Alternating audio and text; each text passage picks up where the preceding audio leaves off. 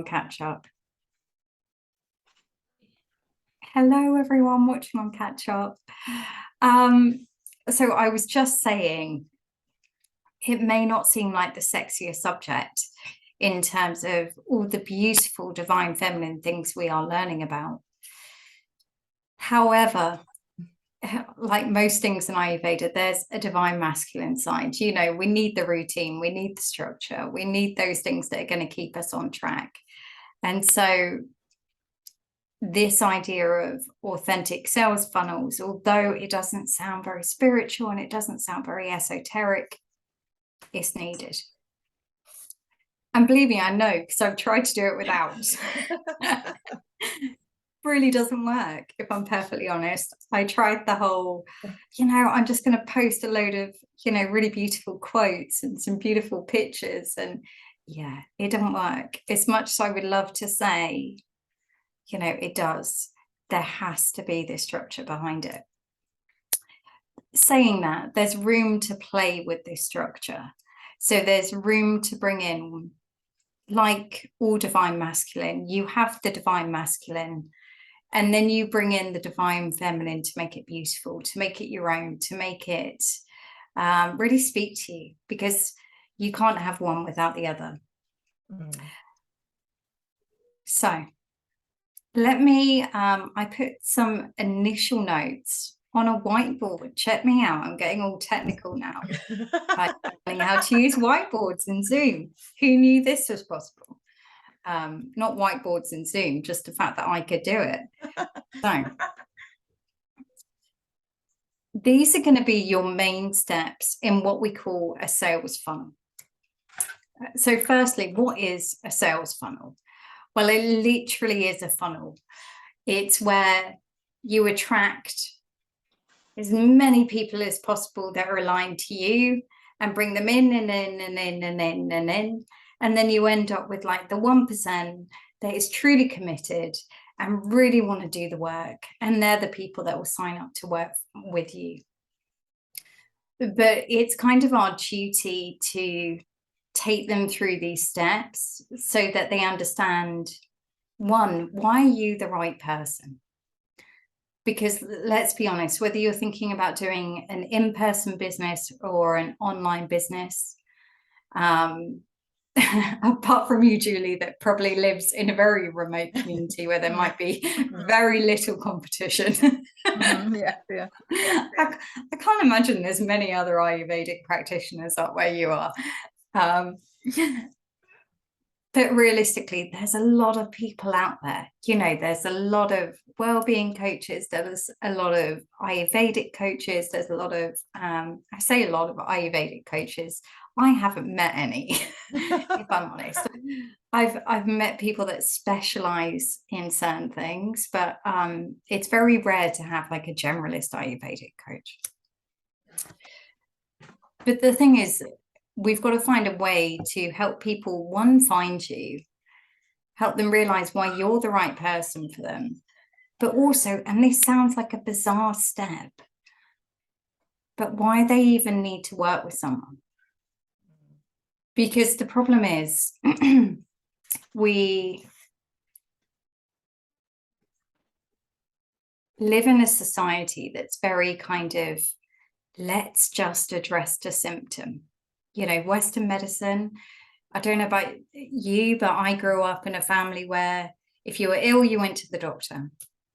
There was no kind of like analysis of, what are you doing with your body? Are you eating the right foods? Are you exercising enough? There was none of that. It was like, if you're ill, there's an ongoing problem, you go to the doctor. Saying that, my mum had her own kind of witchy ways and liked her own kind of like home remedies and things like that. But there was this kind of general understanding that if it was beyond a cold, really, you went to the doctor. And so that became my norm. And the only reason I got into this was because Western medicine couldn't help me. It genuinely couldn't. After it was like a year of struggling before I even got a diagnosis, and then like another year of like having a diagnosis to actually someone even seeing me. And along that journey, I was like, sod this, there's got to be some answers out there. But not everyone else is in that position. A lot of people are a lot earlier on. And so there has to be a way that we can speak to those people to allow them to understand that actually, do you know what? If you get help now, you won't need the doctor. Or, those things that the doctor are fobbing you off with, actually, we can sort them out now.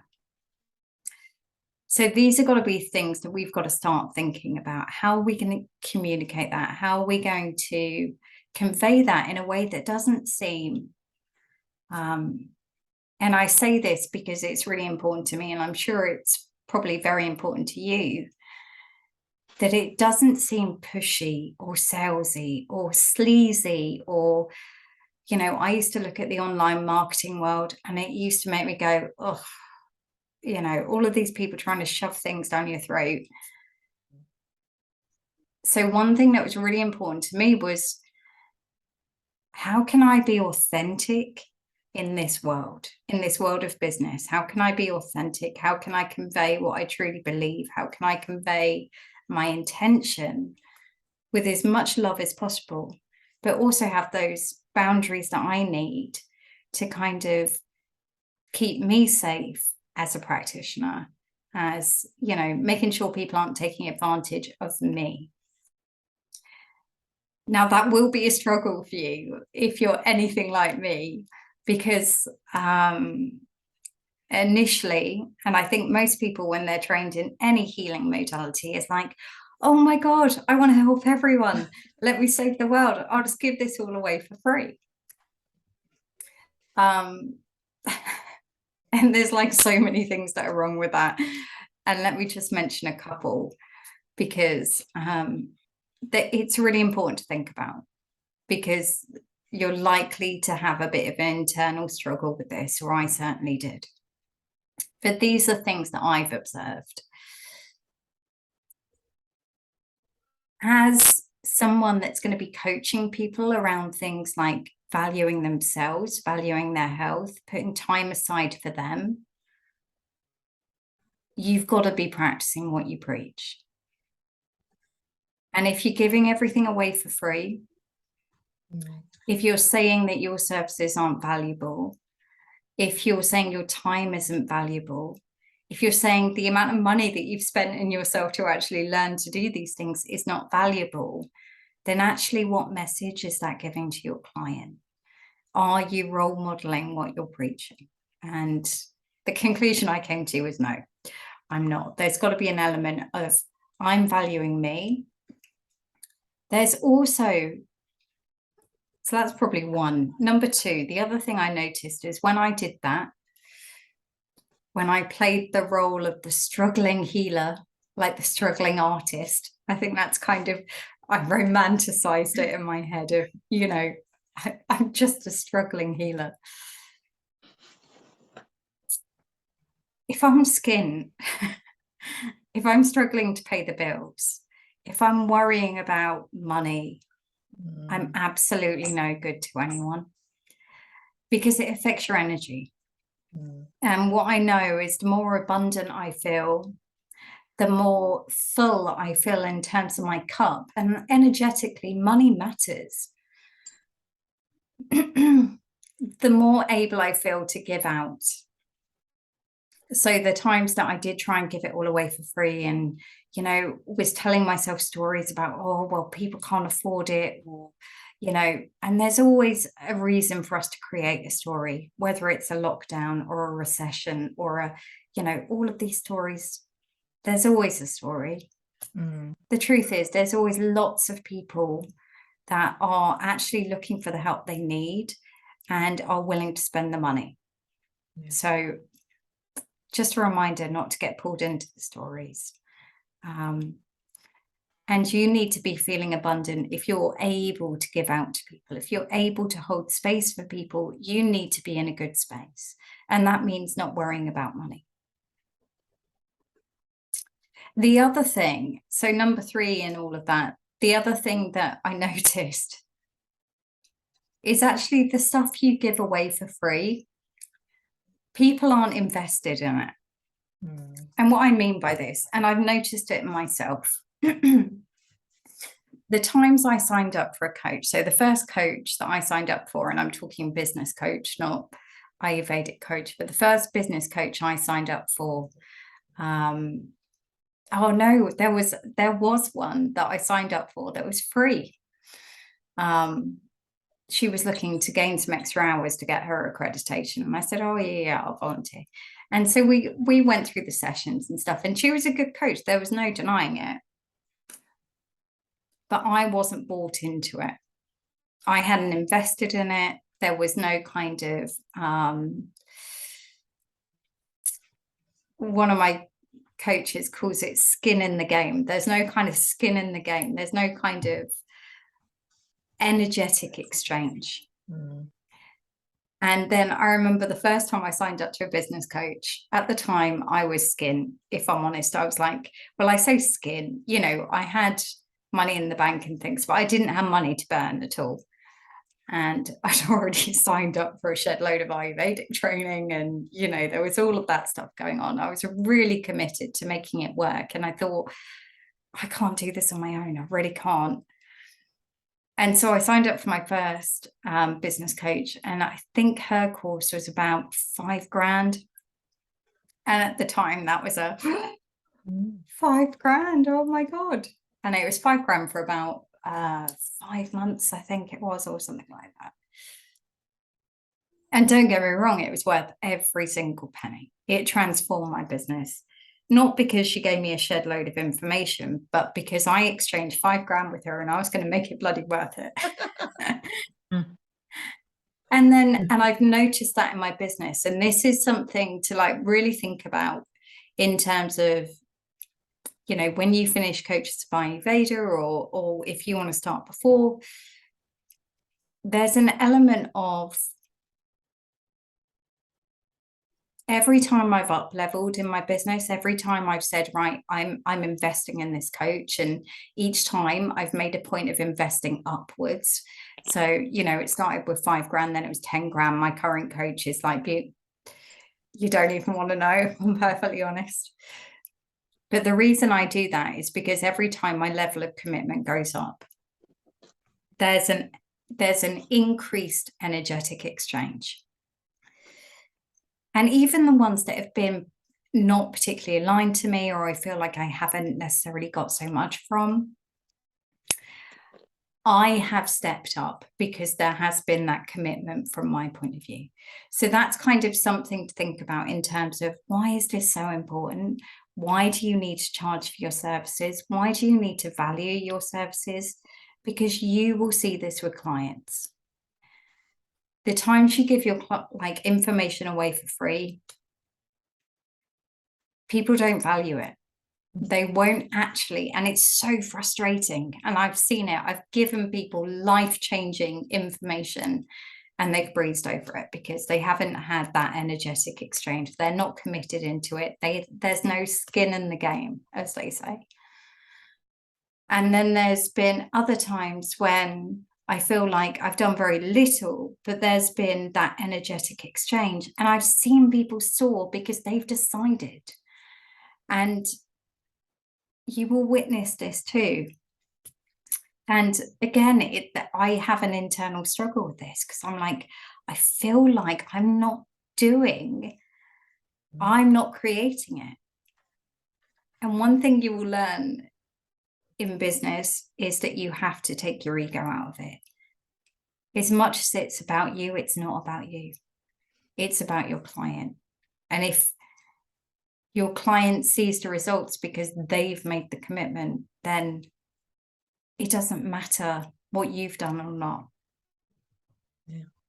Okay, so that's kind of context, and I felt like that was really important to share, because otherwise you can go into this going, oh my god, this is like really, well, this was my initial reaction, was it feels markety, it feels, I don't know, it felt misaligned initially. And then I had I've got an amazing coach, I won't lie. And she was like, yeah, but how do you make it you? How is you coming through in this? And this is the most important element. from my personal point of view. There is a lot of coaches out there that will sell you a kind of plug and play marketing, which is they will sell you the templates, they will sell you the emails, they will sell you the ads, and you just, you know, you get them and you put them in and they work.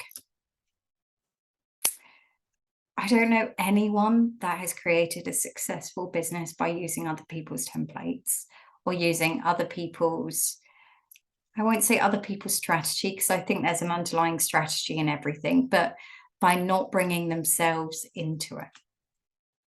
And that's what I wanted this workshop to be about. It's not about you getting all the answers today. It's about you starting to think about, starting to get those ideas going. So like the other workshops that we've done, and starting to think about ideas about how this could apply to you and your business, your brand, whatever you decide to create. So let me talk you through these steps. Just looking, have we lost Natalie? Where's she gone? Bless her. I'll give it a moment in case she's going to like try and hop back on.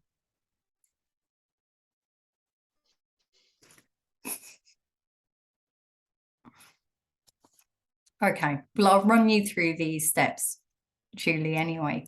Right. And then I try and find us again. I wonder whether her computer's died or something. There she is.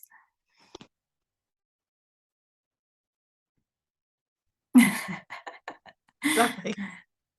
I don't know what happened. I was just saying, where's Natalie gone? It was blackout. All of a sudden, your gorgeous face disappeared. I was like, oh. So, let me run you through this then. Right, let me try and get back on. Right. Oh, am I there? You're there. Can you hear us? Yeah. Okay, cool. So, just to say, these, I'm not expecting you to be able to figure all of this out in this workshop. This is an ongoing work in progress. This isn't, and even for me, it's an ongoing work in progress. As you change, your business change, these things change. So it's kind of the fundamentals that you come back to time and time and time again.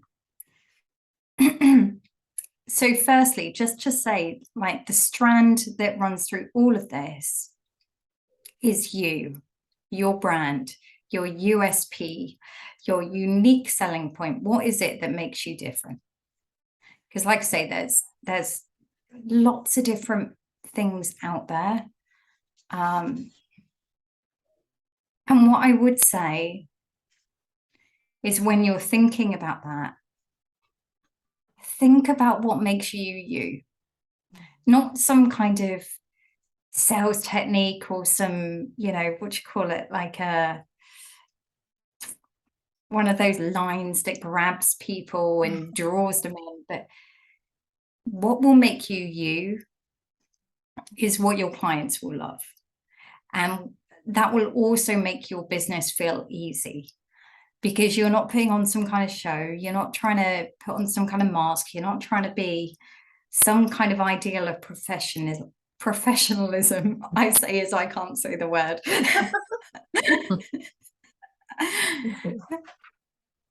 So have a think about that. What makes you you? If you were being like completely real with your friends, what would be the conversations you would have? What are the things that your friends love about you?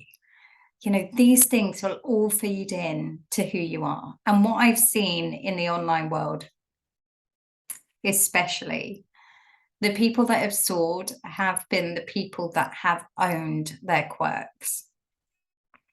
The people that have like not only owned their quirks, but actually dialed them up. So, you know, there's certain coaches that do well. Like, for example, you've got a coach like James Wedmore. who's all structures, all systems, a bit of a geek, a bit of a nerd, and he's dialed that up, and all his system, all his business is tailored around that. But then you've got the opposite end of the spectrum. So like James Wedmore is all numbers, figures, you know, the words that resonate with people, like proper scientific analysis. And then you've got someone like Katrina Ruth, who she's known as things like the Rebel Millionaire. And she like is hilarious in my view. She just rocks up, and she's so inspiring, but it comes from a place of real authenticity. And there's no kind of trying to be professional. She doesn't care what the trends are. She doesn't care what the numbers are saying. It's all about what's moving through her and what she feels inspired to talk about. And actually she's a complete rebel and bloody hates strategy and bloody hates all of those things, and talks openly and honestly about that. So I would invite you to think about, who are you? And feel free to dial that up, because if you're going to be a successful business, especially on the online world, you've got to be prepared to be Marmite. There are going to be people that love or hate you. And for the people pleasers amongst us, that's a little bit scary, right? It's like, no, I just want everyone to like me, please. Neediness, hello. I don't know what you mean. And you know, it had to be something I got really comfortable with, as well as all the other stuff, like, oh my god, what if ex-boyfriends see this, or people I went to school with, or all that other ego crap that comes up, you know what I mean? But the thing is, people will know if you're being you. There's an energy to that. And the people that you see being themselves and really owning it tends to invite other people in, because secretly that's what we all want, right? Is permission to be ourselves, to be all of us. And when you see other people doing it, it's attractive. You think, oh, I want in on that. So back to the sales funnel. So initially we've got this client attraction piece. So client attraction is, how do people find you? You know, whether it's an online business or an in-person business, starting to think about what client attraction methods would feel good for you. Now, what I will say here is, when you're first starting out, the best piece of advice I would give you is start with one platform and do your best to dominate that, or, you know, focus on that. The same with an in-person business. If you're advertising, advertise on one platform, but advertise strong. One of the mistakes that we tend to make initially going into this is like spaghetti marketing. We feel like we've got to be everywhere. So actually we only do a little bit everywhere, and then no one sees us because we're only popping up once in a blue moon on the platform that person's on. So some ideas to start thinking about. And, you know, once we've run through these, we're going to do some workshop exercises where you can go away and start thinking about what this would look like for you. But some, you know, kind of platforms or things to think about is, and you would have seen one of the things that I really focused on growing my business was running like Facebook challenges or Facebook experiences, or where I got people into a live group space, and it got them into my world, but also gave me a chance for them to get to know me and to figure out if I was right for them. Other ways you can do this is things like podcasting, YouTube. If you think about people like Yoga with Adriene, Russell Brand has got a huge YouTube presence now. There's a really, I mean, I always seem to find my yoga instructors on YouTube. That seems to be my platform for yoga instructors. Other platforms are like Pinterest, Instagram. Instagram, it seems to be very, very popular for perhaps that generation that's probably 20 to 30. However, the next generation coming through is very TikTok. So a lot of businesses now are moving on to TikTok. If I'm honest, it's something I'm thinking about how that could work for me. But again, everything has got to be about you. It's got to be how does my brand convey on this platform? So I would think about what platform works best for who you are. Facebook, in terms of like my personal opinion, is not my favorite platform if I'm looking at platforms. However, I do love the fact that there's that kind of invite people into a group. I can run ads straight through Facebook. I can bring people into that community. And it's the only platform I found where you can really develop that sense of community quite quickly. So yeah, some things to start thinking about. So client attraction, what platform are you on? I would start with one, really dominate that rather than try and do lots in lots of different places. Maybe a two, I do some stuff on Instagram. It's not my main platform. I post a few bits, but I'm not doing lives on there every day or anything like that. So step 2 is then you've got to nurture these people. You've got to get them to understand who you are. And ways in which we do this, again, it depends what platform you've come in on, but this could be your podcast episodes. This could be the challenge or experience that you're running in a Facebook group. This could be the emails you're sending. This is a really important point that actually I need to mention at this point. Whatever platform you choose, I would invite you to, as soon as you can with starting your business, start building a mailing list, start building an email list. And there's a reason for that. It's not because you can send out loads of like sleazy sales emails every 5 minutes, but actually the other platforms can go away. So Facebook can block you, Instagram, you can have your account hacked. And these things happen. They happen regularly to people that are online. So the thing is, with a mailing list, you own that. You don't own the other stuff. With a podcast, obviously, you own the episodes and things like that and can decide what platforms you put that out on. But just something to be aware of is early on as possible, I would suggest you build that mailing list, take people's email addresses. So even if you're inviting people into a Facebook group, you can have a little option that says, can I have your email address? And normally there's something you'll send them in return. So maybe free meditation, PDF download, or, something. And if you're thinking, oh my God, I don't even know how to think about all of those things, do not worry. We will have a look at those things. Okay. Great. So this is just to get the ideas going. Yeah.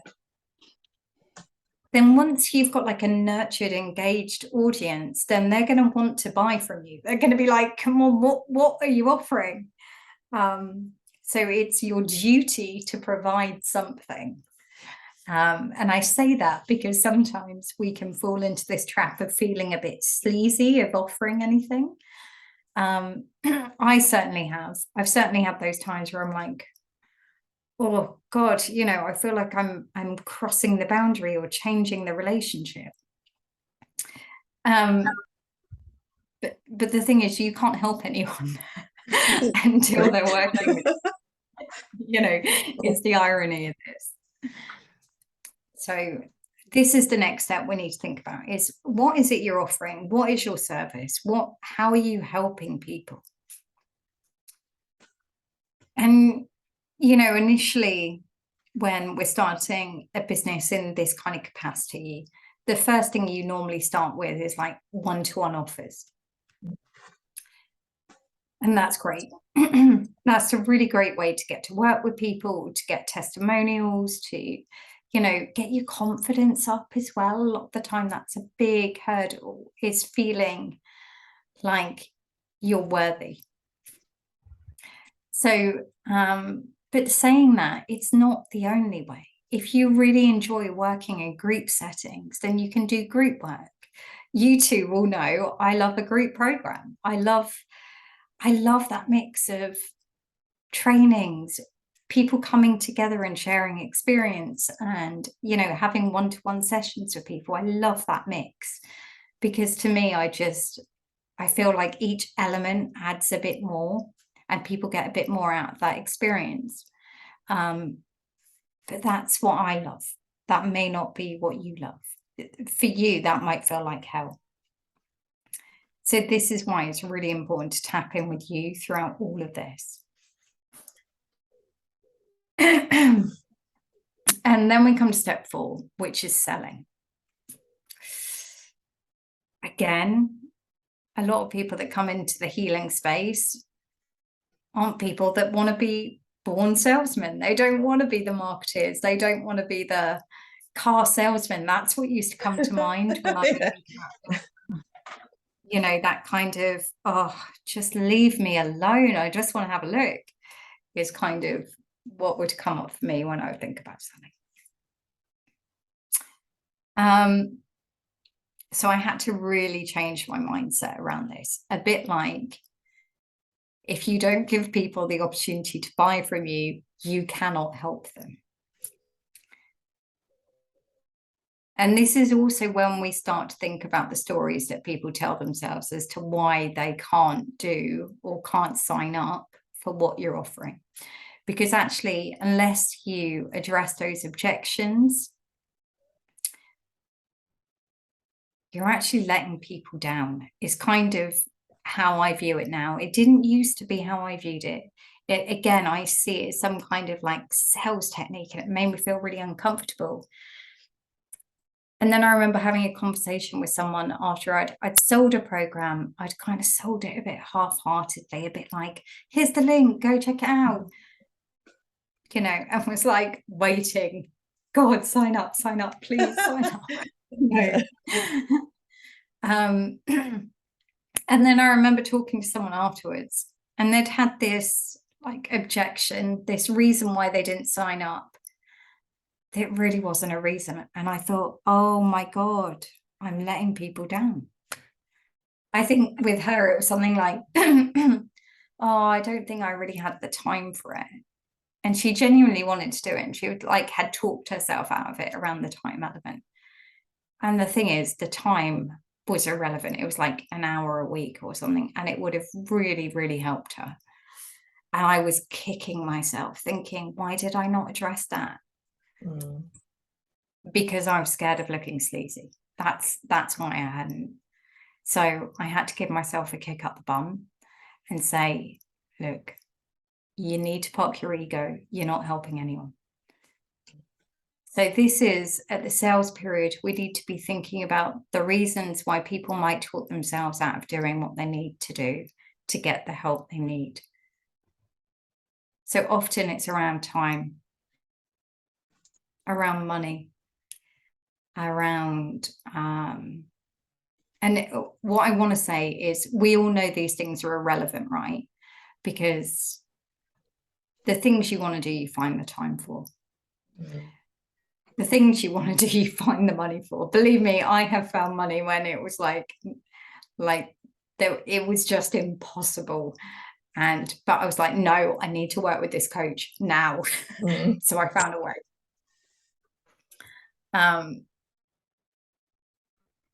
The other thing that is likely to come up for people is things like scared of letting themselves down. The problem is, once you commit to something, you're kind of saying, I'm all in. And especially if it's related to health and things like that, people can have a tendency to worry about perfectionism, worry about, I've got to meet some kind of standard.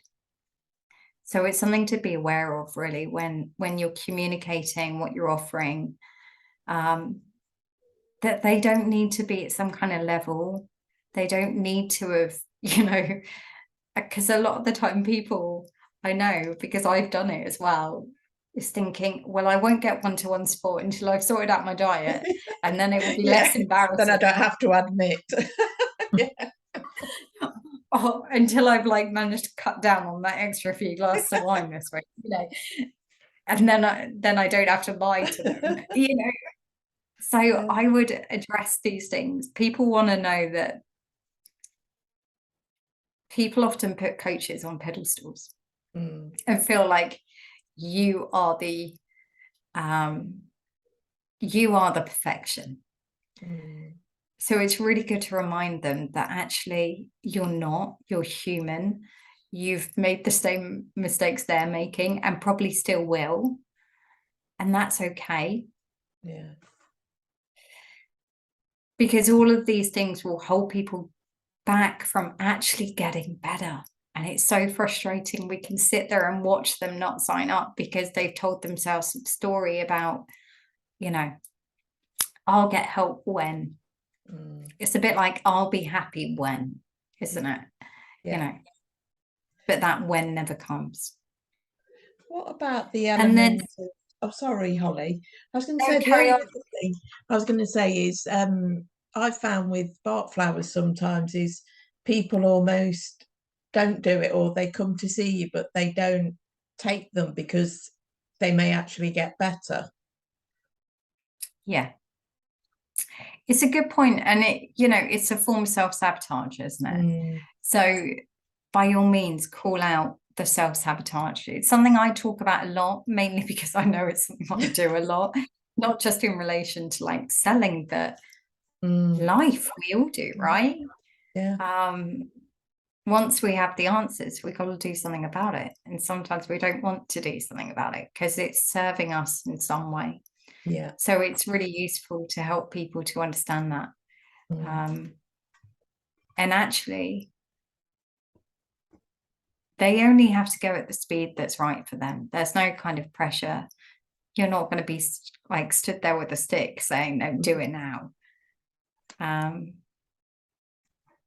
Because I don't know about you, but I've had times in my journey where I've come across information and I thought, oh, that's really going to help me. And I've done nothing with it. Yeah. And then I may have come back to it at a later stage. Definitely. So yeah, no, really good. Really important point, actually. Yeah, that self-sabotage element.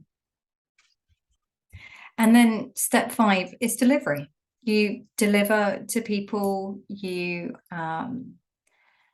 and we will go into this in a lot more detail in the course, where we will look at things like coaching skills and making sure you're actively listening to people. And, these things sound so simple, but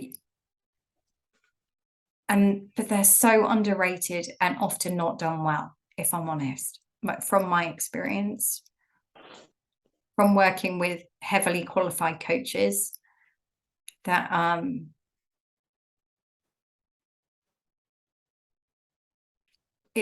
are in that ego mindset where it's all about them. So we will have a look at those coaching skills, also how to draw the information out of people.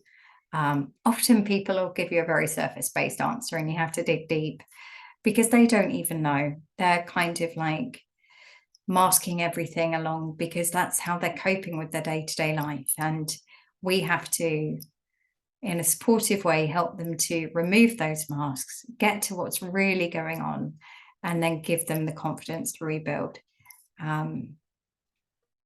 So yeah, it's a magical process. It's like I've been thinking about this a lot recently because I'm having a bit of a shift in the business. And one of the things I'm really going back to is I'm going to be working more with one-to-one clients, but at a higher level. So I'm probably going to work with less clients, but really intensively. And I'm so excited because that's what I love. I love that kind of deep dive, intensive work with people. And, as your business grows, you will notice these things. Like you'll go, oh, actually, I'm spending too much time doing that, and I don't want to do that. I want to do more of that. And that's fine. You just adjust. It's kind of like a little compass that you're constantly like realigning your business to. And I think the minute that stops, you'll get bored and won't want to do it anymore. So it's good to have those realignments. Okay. God blimey, bless you. I've been talking too long. So what I'm going to do is pop you into a breakout room. And the first thing I want you to start thinking about, actually, no, because we haven't got a great deal of time left. The things I want you to start thinking about is these first couple of steps. I wouldn't worry at the moment around offering services or selling or delivery. We've got plenty of time to work all of that stuff out. And those things will come to you as you go through Coaches by Ayurveda as well. There'll be more clarity gained as you discover different elements of Ayurveda. But I want you to start thinking about this kind of idea of, well, one, what feels aligned to you? What platforms, those sort of things really speak to you? And what would be like a really nice platform that you would feel, I was going to say, comfortable to show up on? I was going to say, whatever you choose might feel like a huge leap, whether this is in person or online, whether you're advertising in a newspaper, or does anyone buy newspapers anymore? I don't know. But or Google, all of these things are going to feel a bit scary at first. And it seems silly now, but like even like creating a Facebook group for me felt like, oh my God, this is really huge. And I look at that now and think it's bizarre. It's just like my second family now. It's that my main Facebook group. I pop in there all the time. It's like, hello, cup of tea time. But initially that felt so scary. And then starting to think about, okay, how might you nurture them? But all of these, not from a place of what you've seen other people do, or what you think would, like, this is a big trap to stay away from, is stay away from the trap of what other people do and what you think other people want. Because you will lose yourself in both of those avenues. And actually, what makes you you is you. So if you're trying to do what other people are doing or what you think other people want, people won't understand who you are. Yeah. And that's what's going to actually attract them to you. So starting to think about this idea, starting to think about how you might nurture them in a way that would feel really good to you. And in turn, that will feel really good to your audience. Okay, so I'm going to put you in a breakout room. Okay. And I'll bring you back in 10 minutes. So just a brief discussion to kind of start getting these things percolating, and then we'll have a chat about it. Okay. I will see you in a moment, ladies. See you in a minute. Bye. Bye.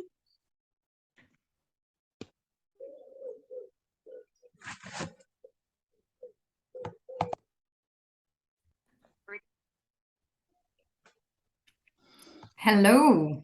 Hello.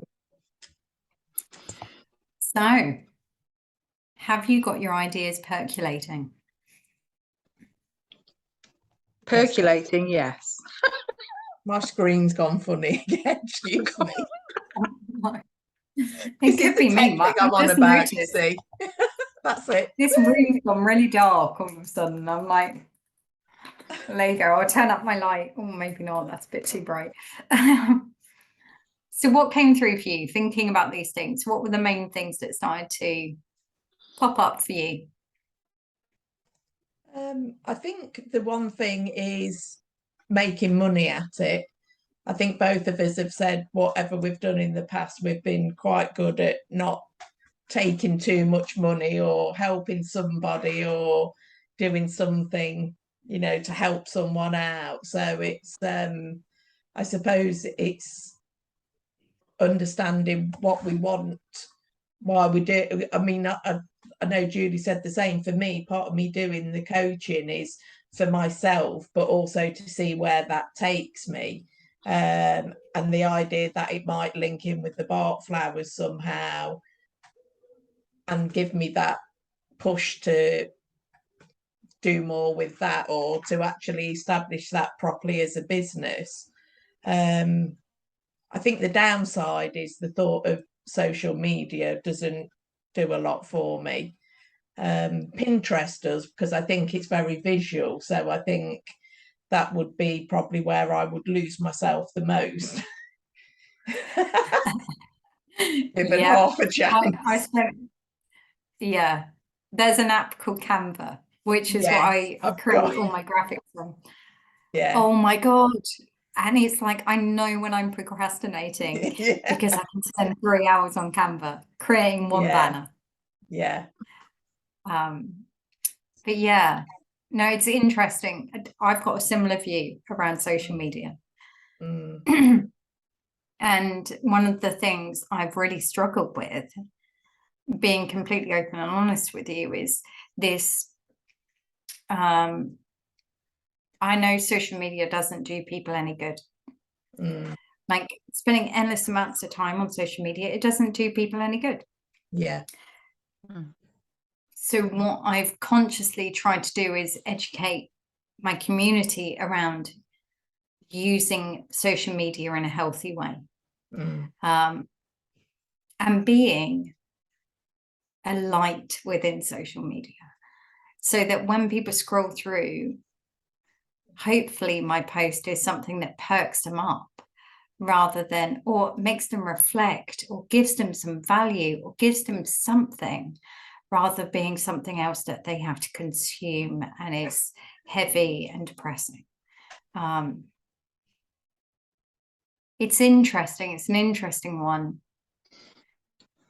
But I think there's a lot around mindset around it. So thinking about how, because the truth is, most people are on social media. Yeah. So whether you're on social media or not, they are. Yeah. Yeah. And we can either be a force for good in that, I was going to say that battle, it makes it sound like really warlike, in that battle of good and bad. No, but you know, that kind of, there's a lot of depressing stuff on social media. Do you know what I mean? So we can be the light amongst all of that. We can be the people that are helping, and not from a place of, and this was something that I was really keen on, and you will see a lot in my messaging. I am never going to make someone work with me through guilt or shame or them feeling shit about themselves. That is not who I am. Because for me, that's what I see a lot in the marketing world, and it pees me off big time. And that's how, you know, brands like, you know, Gucci and all of those big names that people strive for, because they make them feel like they're not good enough the way they are. And I don't ever want any of my clients to feel like that. So there's a way to use social media in a way that really resonates with you. And for me, that's my message. For me, my message is around people feeling brave enough to be who they are in a world that's bloody fake. So what's your message? And through Coaches of Ayurveda, we will help you establish what is it that you really want to say deep in your soul. If you have 5 minutes on a stage to the world and knew you could really make an impact to people, and your ego was put aside for 5 minutes, what would you say to help those people? So in a way, that's kind of how I look at social media. It's a stage for 5 minutes where you get to share something powerful that might actually transform someone's day. Whew, that made it sound really heavy, but sometimes it's just me posting pictures of my dog. Perfect. balance, but yeah, no, it's a really good point, and I think most of us struggle with that. How about you, Julie? What came through for you when you were talking about it? Well, I was saying to Natalie that I too am doing this course for me. Yeah. And the thought of starting a business is completely terrifying and way out my comfort zone, and not something I'd ever thought about. But I know I want to do something here, and so I'm just going to go with it and see what that brings. Yeah. And just to share, I went into my Ayurveda training with no intention of sharing it with anyone. Yeah. It was literally, and I started my meditation journey the same. I started my Reiki journey the same. But I think there's a point you get to with your own healing where it's like, bloody hell, this can help people. Why am I not telling people about it? Yeah. And I see the frustration with that is sometimes you tell people, but they don't value it because you're giving it away for free, or in a kind of like friend point of view, or trying to tell your friends and family who don't want to hear because they're not interested. And it's like, yeah, whatever. And it's really annoying. You can see all the things that are going to help them. Yeah, I think there's definitely something about paying, the correct amount. And I know I'm very interested in the menopause, because I just think we do terrible things to women in the menopause. It's just all negative. Everything you read is negative. Yeah. And yet that's not the truth. I know it's not. So I'd love to get that out there. Yeah. And I think that's huge, right? So valuable in a society that kind of makes it this, even makes it a taboo subject. Half the time we're not even allowed to talk about it, let alone, or if we are talking about it, it's in a kind of, kind of and like it's all about lack. It's all about lack, what you're lacking. Yeah. All of it. And not to mention terrible. what you say to like the other people around you, she's in the menopause. It's kind of like, it reminds me a bit like, how everything gets blamed on periods. PMT. Yeah. It to really annoy me, especially when my husband was right. He'd be like, "Are you menstruating? Sod off, go away." No. But no. But it's such a valid point, this kind of dismissiveness that comes with the menopause. Yeah. I know, we think we've come so far as women, and then you like look into all of this stuff and you're like, oh my God, we've got so much to come. Yeah. So has it started to make you, it sounds like it has started to make you think about this kind of, there might be a next level. There might be something that you can do. And Julie, you're right. The point around money, and Natalie, you mentioned it too. One of the things that, again, I need to be careful how I word this. How am I going to word it?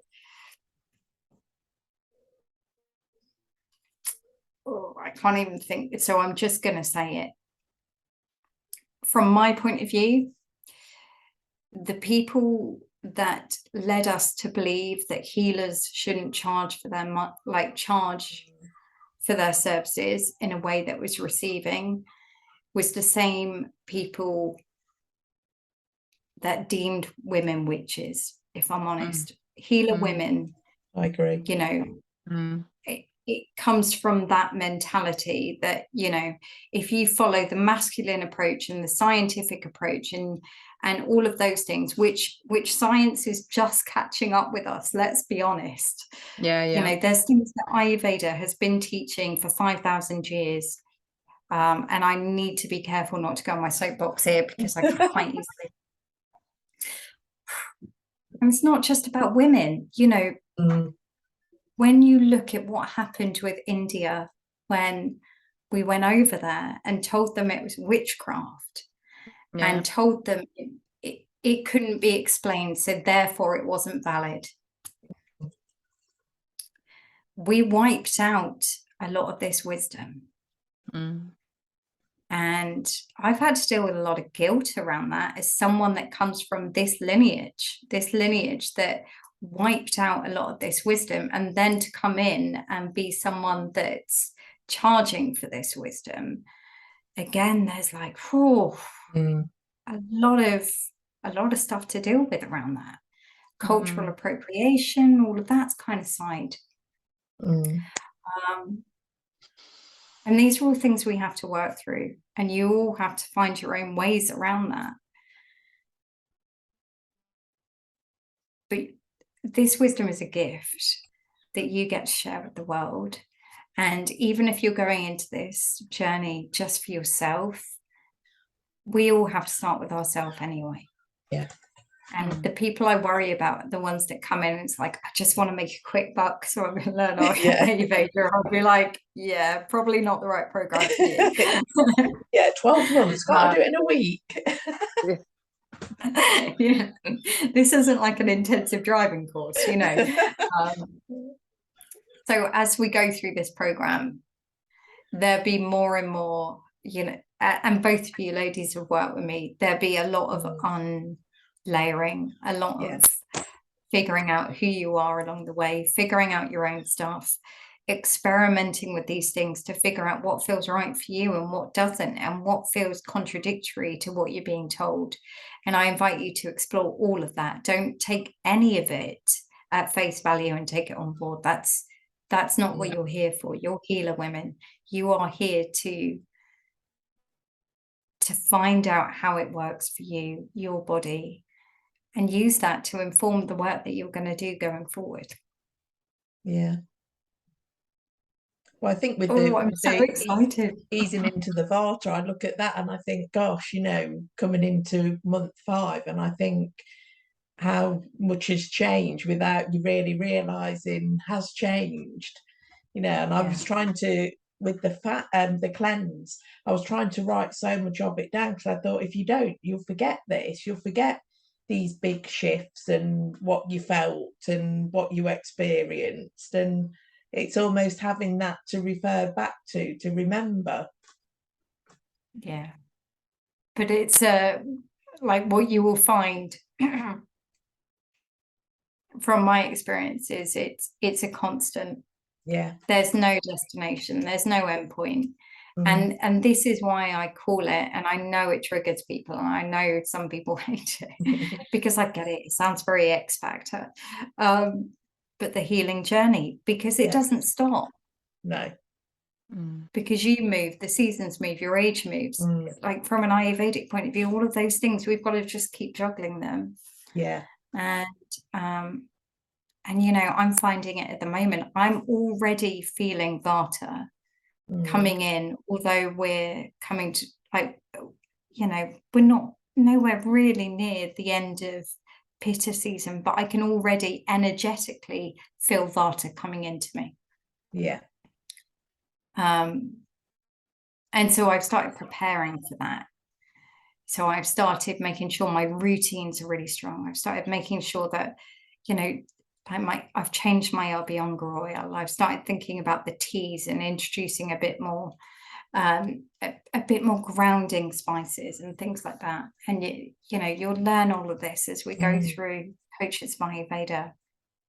And just having that knowledge, having that wisdom within you creates security, that you know it doesn't matter. It doesn't matter what comes up. Yeah. You've got it. You know what to do. Yeah. Brilliant. And you can teach other people that amazing wisdom too. Okay. So any questions on anything we went through tonight? I know a lot of it was very heavy, really, compared to the sort of things that we learn. No, I don't think so. Well, I think one thing I would like to ask is, how did you feel about it? You know, when you first started having to do it, what were the things that sort of held you back? Oh, God. Okay. What held me back? So when I first started my business, I was mainly focusing on Reiki. That was petrifying, if I'm honest, in so many degrees. Petrifying because even with like Reiki is less tangible. Do you know what I mean? Like and I'm quite a tangible person, although I'm very I'm very in touch with my feminine, don't get me wrong, and I love the woo-woo. I also like an outcome. I'm Pitta. I like an outcome. I like a tangible. So that was like a real struggle for me in the beginning, and I'd gone from a very corporate world. But then when I took the business online, that was a whole new shift. That was like a whole new level of scary. And I signed up to work with a coach quite early on, just because I could just see I didn't know what I was doing. Do you know what I mean? I felt floundering. I was like, but I didn't even have this process we've gone through tonight. Do you know what I mean? I didn't even know that. So I was kind of like, I need to work with someone. So it was kind of like $5,000 was a shed load of money, but it was a no-brainer because it was a $5,000, or I may as well just give up now because I haven't got a clue what I'm doing. And it's, you know, I see people and it's so frustrating. Like I know people who clearly don't know what they're doing in terms of this sort of like having a strategy or anything like that, and they're just winging it. And believe me, I've tried to wing it and haven't found a way that it works. And I can see they're struggling, but they're not willing to get help. And that's, again, it's a bit like when you see people with health issues and you're like, you just need to get some help and you'll be fine, and they don't want to. It's like similar in business. I can see it now in business. It's like painful to watch. But yeah, no, huge resistance, huge like ego stuff coming up, huge worry about who was going to see me. I was still working in my corporate job at the time, thinking about how is this going to affect my career if anyone sees me. Because, you know, I worked in a very corporate company, and I had a very, I worked in HR, and I was quite far up, and I was dealing with very serious things on a daily basis. I had to deal with a lot of redundancies, a lot of, you know, and then I moved into the ED&I world. So like a lot of equality and diversity issues. Just as my dog's barking next door, just as when everything kicked off in America, I was in my ED&I job. So I had like huge pressures in my corporate world as I was doing all of this and trying to stay authentic to me and trying to convince my husband it was a good idea.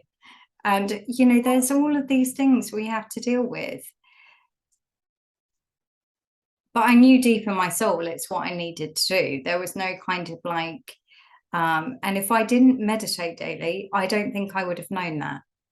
So I would say if you are having any kind of, I'm not sure, or I would meditate. And I'm not saying it's going to give you all of the answers, but it will give you a sense of certainty around what you should and shouldn't do. And that's what it gave me. Yeah, is this kind of knowing deep in my soul exactly what I should do and what I shouldn't do. And that's not to say there wasn't doubts. Of course there was doubts. Of course there was times when I was scared. Of course there was times when actually it would have been easier to think, sod this, I'm just going to stick to my very well paid corporate job. And you know, you know, it was easy. Someone told me what I needed to do, I went and did it. yeah. And you know, there's still times now where I look back and go, God, that was easy, wasn't it? You know, Yeah. someone just told me what to do and I went and Yeah. did it. But I wouldn't change it for the world. There isn't a part of me that would go back and make a different decision. Oh, good. And so I would,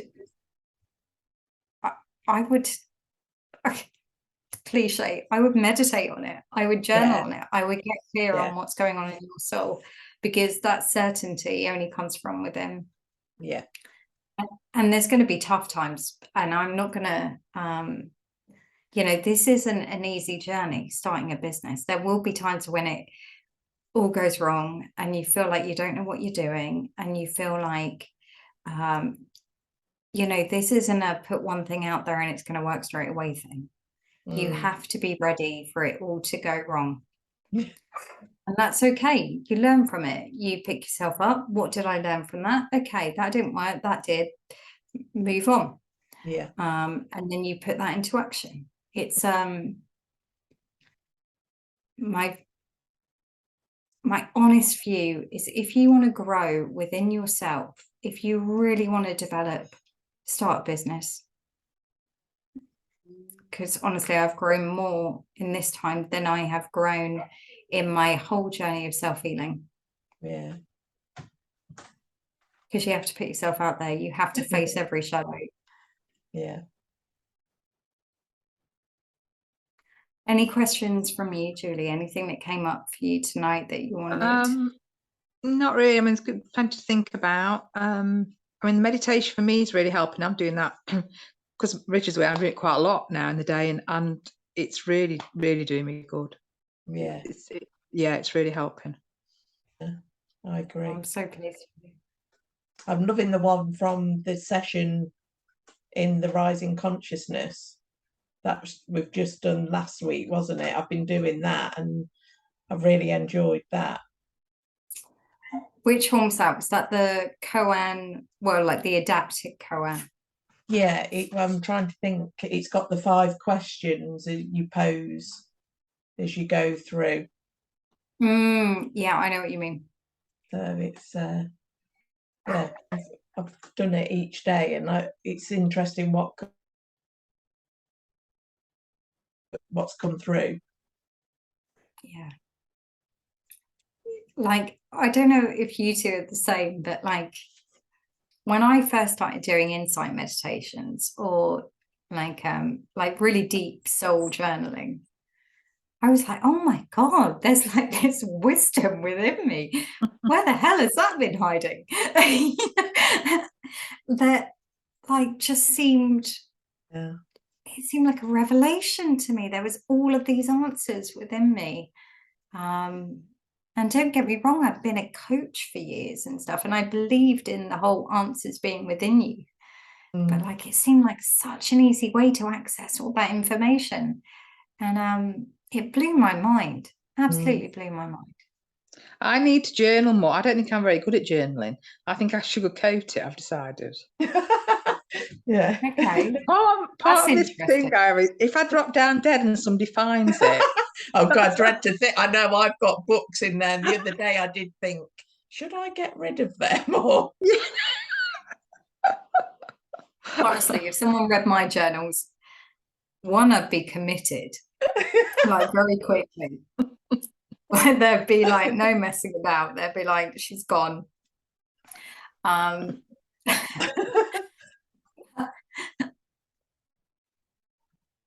It doesn't need to. What I've realized is it doesn't matter what you write down. There's a like, that sounds bizarre, but it doesn't matter what you write down. It's the energetic flow of getting stuff out, and that kind of, one, the release, 2, the clarity you gain, 3, the certainty. It's energetic. It's not like, we think writing is a very masculine, like logical thing.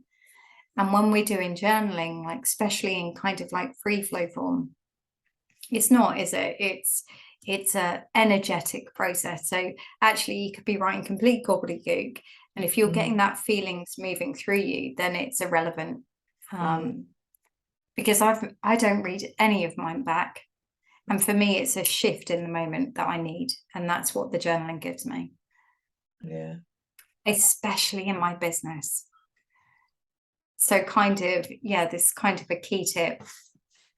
Those days when you wake up and you may have done your like meditation or your Abhyanga and you're still not feeling inspired, or you may be peed off because, you know, you I don't know, like, I'm trying to think of an example for me. I've done the school run and then I've realised I've left the PE kit home, and then I've got to go run back to the school and drop off the PE kit, and I know I've got to go live at 10, and then I come home and I'm thinking, I really don't feel inspired. How the hell am I supposed to inspire people now?